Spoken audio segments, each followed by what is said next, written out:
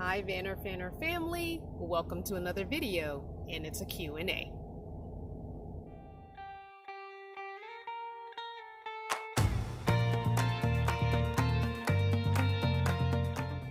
But before we start on this Q&A, as always, I want to remind you to watch the video from start to finish without skipping through it, without fast forwarding, and watch as many of the ads as possible. If it's a long ad, watch as much of the ad as you can.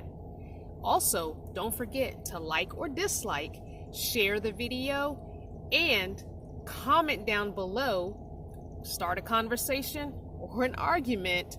And also, if you enjoy the videos and the content here, go ahead and hit the subscribe button.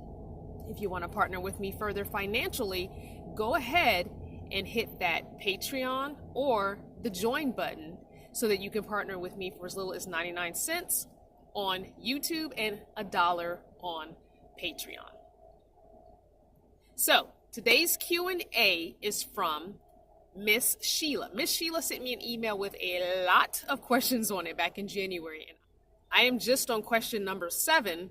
There are a few questions that I do plan on skipping because they are things that I do not get into on my channel, because I have done it in the past and it's brought me nothing but grief, trolls, and videos being made about me. So Miss Sheila, I'm sorry I won't be answering those questions on the video, but I will reach out to you once I'm through with all your questions and answer those few questions in an email to you. Miss Sheila's question is, what are your goals by living in the van? Financial freedom, land, tiny home. Thank you, Miss Sheila, for all your questions, and this is question number 7. So as far as goals go, I really just wanted freedom in general, not necessarily financial freedom. I don't produce enough income to probably do that, but I just wanted mental freedom. I wanted physical freedom. And so my goal has been accomplished when it comes to that. I'm still finding that that goal is attainable in different ways as I travel, as I put down roots, as I, decide where I'm going to have my residency established, stuff like that. So the freedom basically is all that I wanted. I also wanted to travel. I never really traveled until now. And I wanted to see this country that I call home. Even though I'm not happy with it, I still wanted to see it and check it out. I wanted to get all the lower 48 states done in 2 years. That didn't happen, but I'm still working on it. So it was more of just a freedom from this bondage that American society has us in, or I felt like I was in. Also a mental health freedom. I felt like my mental health was suffering, living a lifestyle and a dream that was not mine. And so that's kind of what I guess had as a goal, not necessarily as a written down, verbalized goal, but just in my mind, I saw myself just having that lifestyle and being happy with it. I do not want a tiny house, not the traditional tiny house on wheels type thing.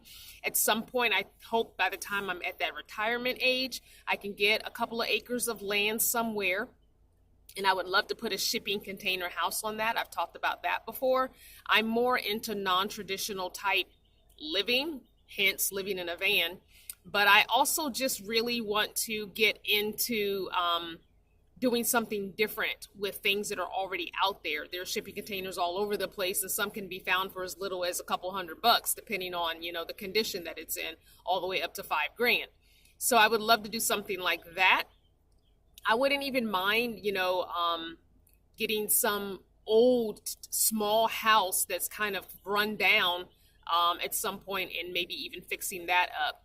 But I'm more inclined to get just an acre or two of land and put a couple of shipping container homes on it, and making one a home base and maybe Airbnb or renting another one out. I want to be as off-grid as possible. I'm not sure how I can do that. Again, that's not something I've dug deep into researching just yet, because I don't have the funds to do it. And so right now it's not something that's attainable to me. I'm just happy with being free.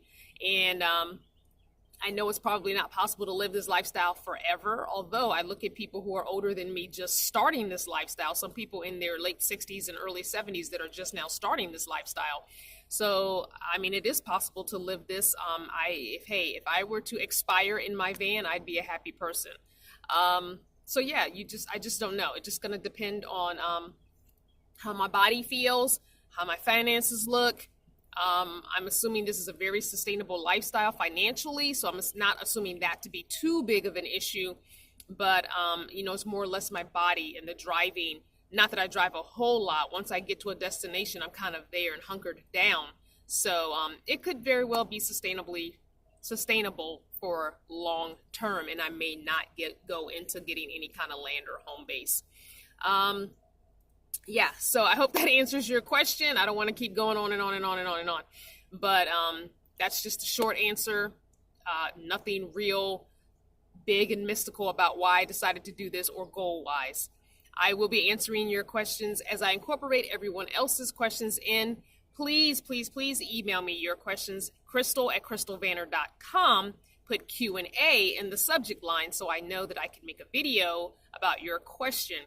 And feel free to do like Miss Sheila did and put multiple questions in one email. I will just break them up as I go along the emails and answer questions. Thank you for watching another video from start to finish without skipping through. Mwah! I love you. You've got a few seconds left.